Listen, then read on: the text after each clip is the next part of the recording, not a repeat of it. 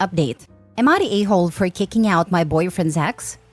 Original post. I, 36 female, and my boyfriend, 42 male, have been together for 7 years.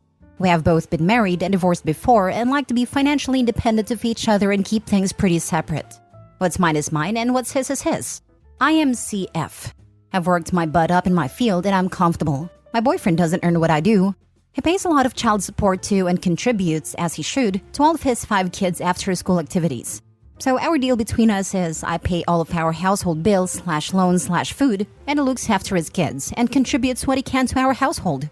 5 years ago, I bought a home for us. I even went as far as buying a home that would suit his kids, so they would feel comfortable when they came and stayed with us. This caused a lot of drama. His ex felt that I was trying to buy the children, and in her words, she only got the house to rub in how much better she thinks she is. I have always kept my distance from his ex. It was a messy divorce for them, which she blamed on me, even though I didn't met my partner until they've been separated for nearly a year. She has a history of DV towards him, and my presence makes it worse. 18 months ago, I got a great job opportunity, which would mean we would need to relocate 12 hours away from our current home. After discussions between my boyfriend and I, and my boyfriend and his ex, we agreed that we would make the move for my job, and would rent my house to his ex for an incredible discounted rate with the agreement that this would only be for 2 years. Recently, my work circumstances have changed, and we have relocated back to our hometown again. My boyfriend and I have found a small rental in the meantime. But since coming home, his ex has become more aggressive, particularly with me. She has told my partner the children have always hated me, and were only nice because of him, but don't ever want to see me again. She has accused me of trying to buy the kids' love, making her look like a bad mother, and for basically being the root of all evil. Which is whatever to me. I do love the kids in my own way, but would hate to make them choose or feel uncomfortable by being around me. So we are making sure that my boyfriend spends as much time as possible with the kids and attends any sports or school events without me. And when I go away from work, they come to our house. I've suggested therapy or counseling, but the ex won't hear it, making it sound like I'm calling her bad mother for suggesting it. The 2 years is ending and I want my house back. Basically, the ex is saying if I'm rich enough to pay for a rental and pay a mortgage now, I should let her and the kids stay in the house. And since the kids now hate me, it would be a waste of space for just my boyfriend and I. And this situation is also leading to his kids telling my partner that they hate me even more for kicking them and their mother out of their home. My boyfriend is very torn. He just wants his kids safe and happy. Now for the top comments before reading the updates. Not the a-hole. It's your house. Don't let her manipulate you just because you can't afford it and she can't. Gives me the vibes of this lady I read in a magazine years ago. She won £1.4 million on the lottery, and people stole her car that she lent them because you can just buy a new one. Just because you can't afford a different house doesn't mean you owe this woman your house. Give her a month's notice, and you're gonna have to accept it if the kids are angry. You can't control how they feel, and if they're gonna be mad at you and not like you anyway, then that's up to them. They need to learn that they can't just walk over people and get what they want, which is what their mother is clearly teaching them. It was an incredibly bad idea to have the ex rent the house. From OP's POV, it was incredibly generous. Doesn't matter. The ex is always going to interpret everything the worst possible way. Now, OP is the bad guy for not simply giving the ex the house, which is utterly nonsense, but honestly predictable. OP needs to take back the house, but be ready for it to require an eviction and for the house to be torn up and OP to be depicted as the worst kind of person. OP is not a-hole, but she's terribly naive and has poor judgment. This was always a bad idea. OP, what are you getting out of this relationship really? Because this isn't going to end well, it will just get worse. Why are you financially supporting this guy who won't stand up for you? You claim he's working hard for both of you and the kids, but it doesn't seem that way. He has been letting his ex call all the shots in your relationship. Who are you in a relationship with? Him or his ex? You really don't need any of this. Once they're gone from your life, you'll feel a lot better. You're fighting a losing battle. Your boyfriend will never stand up for himself and call out his ex for parental alienation and other things going on. Don't you deserve better than this? You earn a ton of money. Enjoy your life. Stop worrying about kids who will continue to hate you. Trust me, this is only going to get worse. She's teaching them to be entitled to things that aren't theirs, yet treat the person they owe like trash. Therapy won't help when their mom is whispering in their ears. Not the a-hole, but the future looks pretty bleak with how things are going. They'll demand you for your money for college, weddings, down payments for their homes, baby-related stuff like baby showers, baby products, fertility treatments, and whatever else, while treating you like crap every step of the way. And your boyfriend will cave under every demand. The ex will egg it all on. Kick them out. Kick them all out and be free of them all. OP, what are you getting out of this relationship really? A loving and healthy relationship. As above, there are lots of complexities in a relationship that can't fit into a post, but I can safely say that I have a whole and fulfilling relationship. Everything written above does come off as I finance everything, which isn't wrong, but I can, and that's a choice I have made. I have only one living family member and no children, so I'm happy to help out my partner. I agree with some of the commenters here that it was a terrible idea to rent her in the first place, and I was truly naive thinking it would be appreciated by her. And honestly, if I could kick myself, I absolutely would. Isn't retrospect amazing? Lol. After some deep discussions and thought, we will be asking her to leave the house. We have a lease and agent in place, so they will handle that side of it. And my boyfriend understands the fallout. I just feel like guilt towards the children. None of this is their fault. Now for the update 4 months later. I've had some messages for an update on my original post, so if you're interested in the backstory, check out my profile. But ultimately, I wasn't the a-hole. I was the moron. After reading a lot of comments in my original post, I decided that while yes, I wanted my house back, I also didn't really love the idea of living in the house the nasty woman had lived in for longer than I. It didn't feel like my home anymore, and I really wanted my home to feel like my home. So I decided to sell. I spoke with my boyfriend and he was really non-committal on the situation but said it was my decision. I gave the ex the option to stay in the home but I would sell it as an investment property with a tenant or she could move out. She went with going absolutely batshit crazy and decided to out hers and my boyfriend's reignited emotional love affair. As it turns out, since my boyfriend and I have returned to our hometown and I still have to leave town frequently for work, they had gotten close again. The ex sent me a load of screenshots of steamy messages / pictures and long-winded messages whinging about me and that maybe I would just let him have the house if my boyfriend and I separated, since I wouldn't need all that space. I obviously confronted my boyfriend and he looked incredibly panicked, but admitted to all and said that it was more of an emotional relationship and it had not turned physical, and that he was very, very sorry and embarrassed and was only leaning on her for comfort because I was away a lot. He also misses his kids, and it felt emasculated by me a lot of time. There are plenty of other reasons and excuses not even worth mentioning.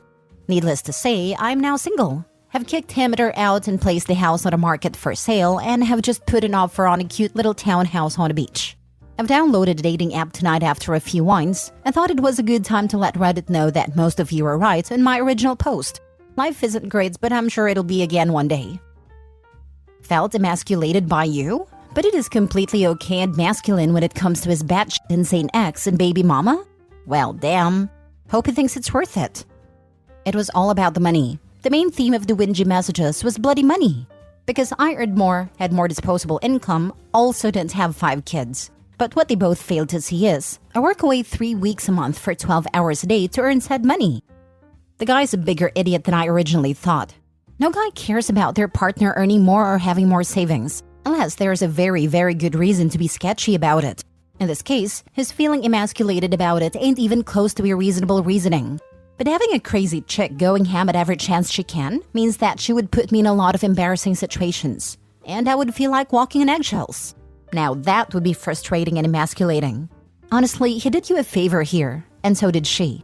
She exposed it, he confirmed it, and now you got 7 different kinds of headache and trash out of your life. You're better off for it. Yes, this is the update we needed. Can we have an update on if the cheating ex and his manipulative baby mama got back together? Are they struggling now that he hasn't got you paying for literally everything for him, and he now has to support 7 people again? I've been trying really hard to stay as oblivious as possible to their situation.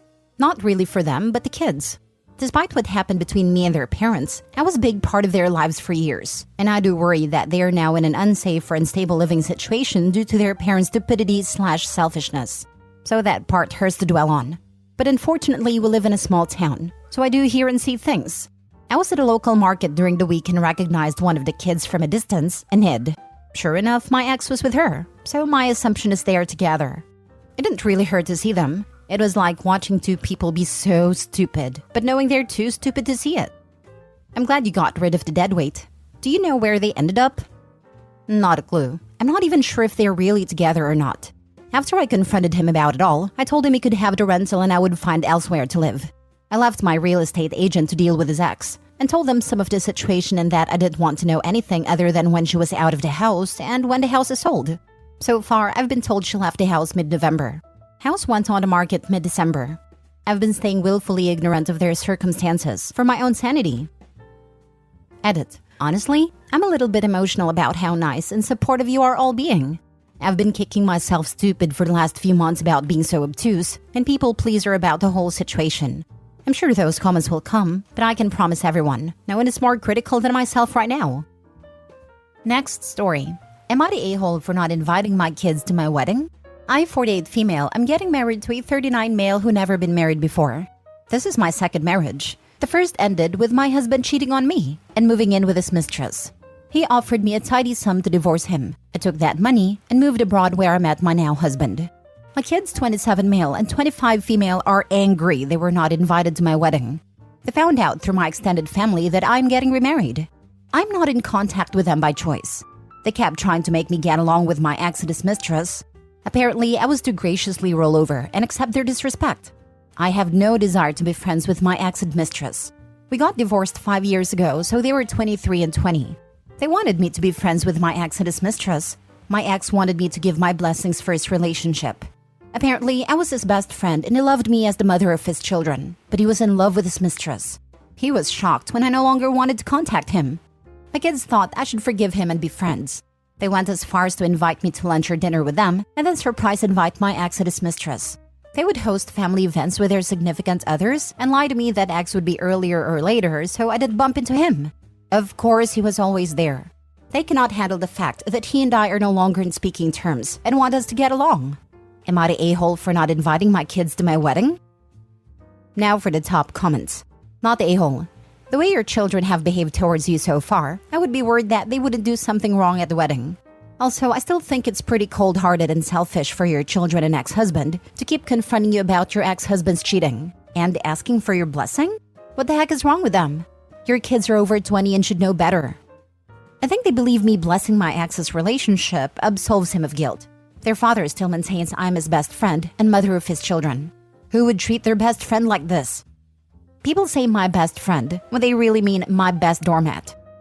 Not the a-hole. Sadly, it may take something like what happened to you to happen to them before they understand.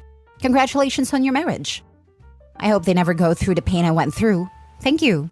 I never thought I would get remarried, but he won me over thoroughly. Not the a-hole. Email something like this to your children. You weren't invited to my wedding because you don't respect my boundaries. On multiple occasions, you have ambushed me with your father's and woman he cheated on me with's presence at events in which you assured me they wouldn't be there. Your father cheated on me, yet you criticize me and apparently absolve him of the wrongdoing that he did to me. I don't know how your ethical beliefs got so twisted, but this behavior is hurtful and wrong. I'm not in contact with you for those reasons. If you ever decide that there was no justification for your father's cheating and that I deserve to be treated in a loving and respectful way, I will happily welcome you back into my life. Not the a-hole. I was very ready to say you're the a-hole after reading the title. My father been remarried 3 times since our parents divorced, and neither myself or my sisters have ever been invited to any of the weddings. And we always thought we had a good relationship with our dad. If you're not in contact with them for your own mental health, then no, you're not required to invite them. A gentle reminder, you don't have to be the bigger person. You don't have to accept insincere apologies. You don't have to tolerate relationships that drain you. You don't have to spend your whole life showing up for people who have no interest in showing up for you. Last story. Am I the a-hole for telling my ex that her kids were not my problem or my son's problem? My ex, Tammy Lynn, tried to get me to give up my custody of my son so that her new husband could adopt him, and they could have a family that did not involve me. I refused. It cost me a lot of legal fees, but I got 50-50 custody of my son. Tammy Lynn and her husband had 2 kids together before she got sick, and a classic guy she left me for left her while she was dealing with cancer. My son was 14 when this happened, and he pretty much took over taking care of his half-brother and sister. It started to affect his schoolwork. I told him that he was a good kid for taking care of his siblings, but not at the cost of his own future. I talked to her about what was going on, and she said that she didn't want anything from her ex. She said that taking child support from him would let him get away and just pay money. I said I fully understood that sentiment, but that if she was going to put my son's future in jeopardy with her stupidity, then I was going to file for full custody and child support from her. She said I was being an a-hole for interfering in her marriage, and that I was still bitter from our breakup. I'm not. I'm happy with the life I have now. I was hurt when she left, and I did want her back at the beginning, but I'm over all that. Before you judge me, please know that she has money and her ex can afford child support. And that I don't think my kid should be working as an unpaid caregiver when he has homework and they can afford daycare and nanny. Not the a-hole. Seems like you're the only one currently advocating for your child, as you should. Navigating complex family dynamics, I prioritized my son's well-being over bitterness, ensuring he thrived despite the challenges thrown our way. Before you judge me, already wasn't judging you. You are 100% correct and not the a-hole. She birthed all those children, so she should take care of them, not your son. Or find someone who does it. It's okay if the older child help when asked, but it's not okay to make them play a parent. Those children have too. Their father should have them if their mother is too sick to take care of them. Not the a-hole. It's great that your kid wants to help his mom, but he's just a kid. He needs to do kid stuff and live a young person's life. Exactly. OP, push ahead with your plans for full custody. You should also contact Child Services to advise them about her parentification to strengthen your case against her. Not the a-hole.